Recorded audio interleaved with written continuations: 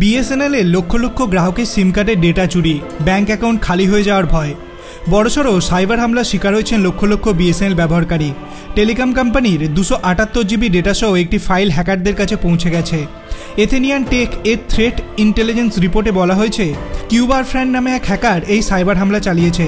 আর এই সাইবার হামলার ফলে হ্যাকারদের হাতে international mobile subscriber identity number, SIM কার্ডের তথ্য, বাড়ির অবস্থান সহ গুরুত্বপূর্ণ তথ্য পৌঁছে গেছে। এর ফলে বিএসএনএল গ্রাহকেরা সিম ক্লোনিং জালিয়াতির সম্মুখীন হতে পারেন। এতে সাইবার অপরাধীরা ব্যবহারকারীর আসল সিম ক্লোন করে।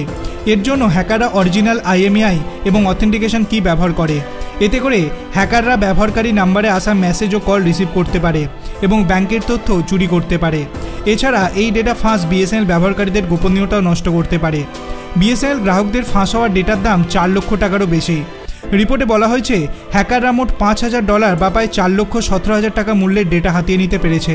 তারা 30 মে 2024 থেকে 31 মে 2024-এর মধ্যে এই ডেটা বিক্রির চেষ্টা করছিল। ডেটা ফাঁসের পরেও বিএসএনএল ব্যবহারকারীরা নিজেদের সুরক্ষিত রাখতে পারেন। এর জন্য ফোনে ও ব্যাংক অ্যাকাউন্টের দিকে নজর রাখা সবথেকে বেশি জরুরি, যাতে সন্দেহজনক কিছু দেখলেই ধরা পড়ে। এছাড়া গ্রাহকদের উচিত সবসময় অ্যাকাউন্টে 2 ফ্যাক্টর অথেন্টিকেশন অ্যাক্টিভ করে রাখা। আপনি কি বিএসএনএল এর গ্রাহক?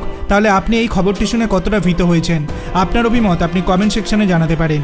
ভিডিওটি ভালো লাগলে লাইক করবেন, চ্যানেলটিকে সাবস্ক্রাইব করতে ভুলবেন না। ধন্যবাদ।